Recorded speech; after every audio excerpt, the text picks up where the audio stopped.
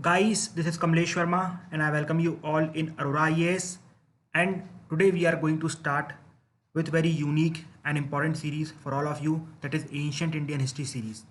ठीक है, अब एंशंट इंडियन हिस्ट्री सीरीज़ की इंपॉर्टेंस क्या है वो आपको इस लेक्चर में बताऊंगा, साथ ही साथ कैसे ये सीरीज़ आपको हेल्प करने वाली है आपकी पूरी यूपीएससी जर्नी में, वो भी आपको बताऊंगा, और कैसे आप शॉर्ट में इतना आसान टॉपिक कवर कर सकते हैं और मैक्सिमम मार्क्स एक्सट्रैक्ट कर सकते हैं। And let me be very clear कि भैया आपको इस एंशंट हिस्ट्री की सीरीज़ में ओल्ड एनसीईआरटी, न्यू एनसीईआरटी और तमिलनाडु का कंपाइलेशन मिलेगा। ठीक है, कंपाइलेशन मतलब तीनों रिसोर्सेज को मैंने इक्वेट किया है, मतलब मिलाया है, और उसके बाद मैंने ये लेक्चर सीरीज़ बनाई है। ठीक है, तो इससे आपको काफ़ी हेल्प मिलने वाली है। चलिए चालू करते हैं आज के इस लेक्चर से। सबसे पहले तो मैं आपको ये बताऊंगा कि भैया एंशंट हिस्ट्री फॉलो कैसे करनी चाहिए या प्रिपेयर कैसे करनी चाहिए। देखो, एंशंट हिस्ट्री में आप एक चीज़ ध्यान रखना कि आपको हमेशा धोनी स्ट्रैटेजी लगानी चाहिए। अब ये धोनी स्ट्रैटेजी क्या है? धोनी स्ट्रैटेजी का मतलब ये होता है कि भाई कंट्रोल द कंट्रोलेबल, मतलब जिस चीज़ को आप कंट्रोल कर सकते हो उसी चीज़ को कंट्रोल करने की कोशिश करो, जो चीज़ आपके हाथ में नहीं है उसको टच करने की कोशिश भी मत करो। ठीक है, समझ में आया? मतलब ये है कि भाई हर साल हम देख रहे हैं एंशंट हिस्ट्री में अप्रॉक्सीमेटली 2-3 क्वेश्चन ऐसे आते हैं जो शायद तक किसी को नहीं बनते हैं, मतलब ऑप्शनल वाले बंदे भी उसको अटेम्प्ट नहीं कर पाते हैं। ठीक है, इस टाइप की कंडीशन आ जाती है, और 99% बंदे इसलिए एंशंट हिस्ट्री छोड़ के ही चले जाते हैं, बोलते कि भाई जब क्वेश्चन बनेंगे ही नहीं तो करके क्या मतलब, है ना।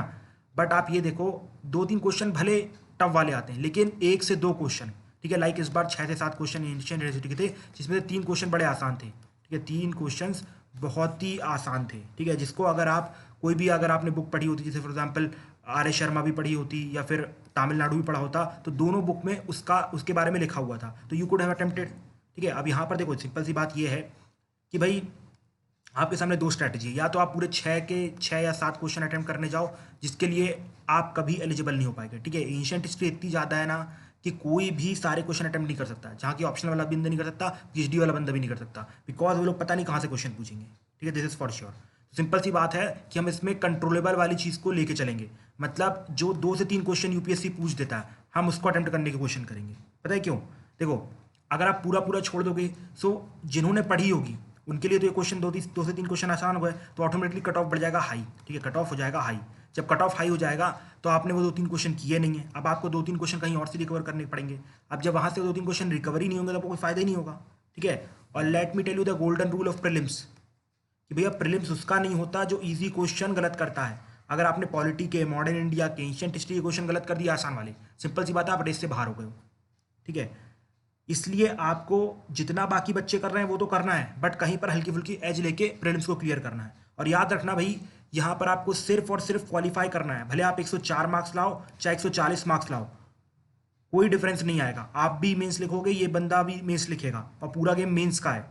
और यहाँ प्रीलिम्स निकालने के लिए आपको एंशिएंट हिस्ट्री की ज़रूरत है भाई। आपने देखा हर बार जैसे कट ऑफ 96 जा रहा है तो बंदे 94 पे है, 93 पे है, 92 में, ऐसी बच्चों की मेजोरिटी बहुत बढ़ती जा रही है। क्यों? बिकॉज वो लोग एंशिएंट हिस्ट्री के 2 से 3 क्वेश्चन अटेम्प्ट नहीं कर पाते हैं, मिडाइवल हिस्ट्री का 1 क्वेश्चन अटेम्प्ट नहीं कर पाते हैं। क्यों? भले क्वेश्चन आसान है बट उन लोगों ने पढ़ी नहीं।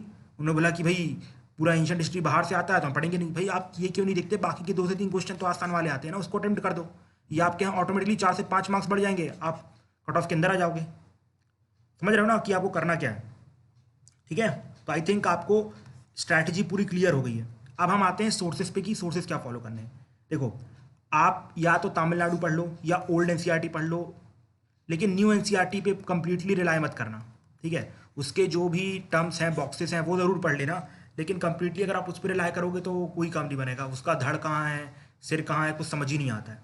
ठीक है, तो अल्टीमेटली आपको इन दोनों में से कोई एक बुक पढ़नी पड़ेगी। And what I will prefer कि भैया अगर आपको ये लेक्चर सीरीज नहीं देखनी है तो मैं आपको बता दे रहा हूँ, आप तमिलनाडु पढ़ लेना।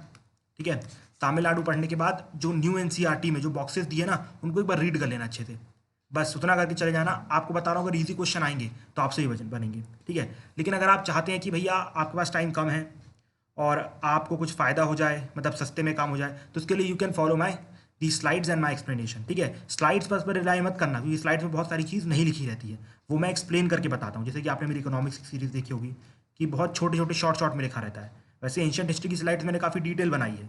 ठीक है, बट फिर भी मेरे एक्सप्लेनेशन ज़्यादा मैटर करेंगे। आप बस उनके शॉर्ट नोट्स बना लेना, उन्हीं को रट के चले जाना, आप काम हो जाएगा। जो 2 से 3 क्वेश्चन ईजी वाले आने वाले हैं उसमें आपका काम हो जाएगा।